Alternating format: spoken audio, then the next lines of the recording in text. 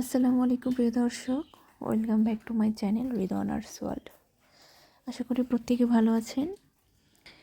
আজ আমি আপনাদেরকে দেখাবো মজাদার একটা ছোটো মাছের চচ্চড়ি রেসিপি।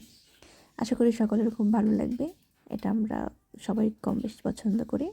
আমরা বাঙালি মানেই মাছ প্রিয়, আর সেটা যদি হয় নদীর মাছ। তো এখানে দেখতেই পাচ্ছেন অনেকগুলো মাছ আছে। মাছগুলো আমি কেটে নিয়েছি। এবার আমি এখানে 5 থেকে 6টা আলু ঝুরি করেছি, দিয়ে দিচ্ছি এখানে পেঁয়াজ। আমি পেঁয়াজটা 3 ভাগ দিয়েছি এবং আলুটা তার 1 ভাগ দিয়েছি। অবশ্যই আপনারা পেঁয়াজ বেশি দেওয়ার চেষ্টা করবেন, তাহলে ছোটো মাছের তরকারি খুব বেশি মজা হয়। আমি এখানে দিয়ে দিচ্ছি লবণ। এবার আমি দিয়ে দেব হলুদ গুঁড়ো। আমি এখানে একটু লবণ বেশি দিয়েছি কারণ মাছ আছে। আমি এখানে অনেকগুলো মাছ নিয়েছি, যদিও ভিডিওতে খুব একটা বেশি দেখা যাচ্ছে না। তো আমি এর মধ্যে দিয়ে দেব কাঁচামরিচ বাটা।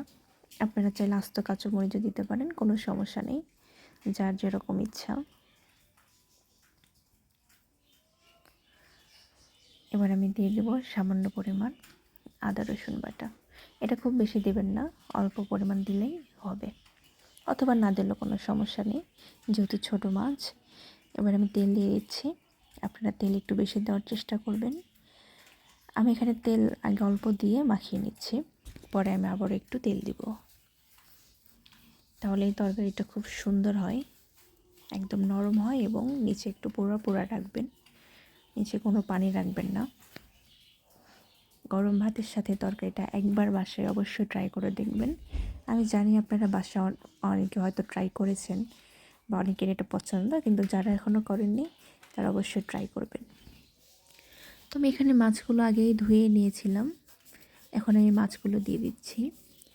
মাছগুলো দেওয়ার পরে আমি আরেকটু ভালোভাবে মিক্সড করে নেব।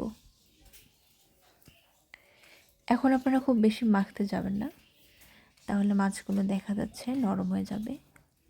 তো আমি এটা ভালোভাবে মুছে দিয়ে এর মধ্যে সামান্য পরিমাণ পানি দিয়ে চুলায় বসিয়ে দেব। এখানে আমি অল্প পানি দিয়েছি, কারণ পেঁয়াজ আছে এবং মাছ, আলু এগুলো খুব দ্রুতই সিদ্ধ হয়ে যাবে। খুব বেশি পানি দিলে সেটা নরম হয়ে যায়। তো আমি এখন জালে বসিয়েছি, দেখুন 2-3 মিনিট পর বলক চলে এসেছে।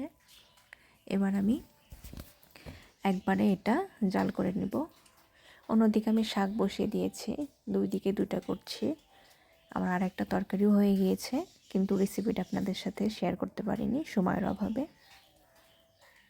তো এটা আমি এবার ভালোভাবে আরও 5 থেকে 6 মিনিট একদম জাল করে ঝোলটা শুকিয়ে নেব। দেখতেই পাচ্ছেন এখানে নিচে তেল উঠে এসেছে। আপনারা অবশ্যই তেল বেশি দেওয়ার চেষ্টা করবেন, তাহলে তরকারিটা খুব মজা লাগবে। আমার রেসিপিটা কেমন লাগলো অবশ্যই কমেন্ট করে জানাবেন। আর নতুন নতুন ভিডিও পাওয়ার জন্য অবশ্যই সাবস্ক্রাইব করে আমার পাশে থাকবেন। আসসালামু আলাইকুম।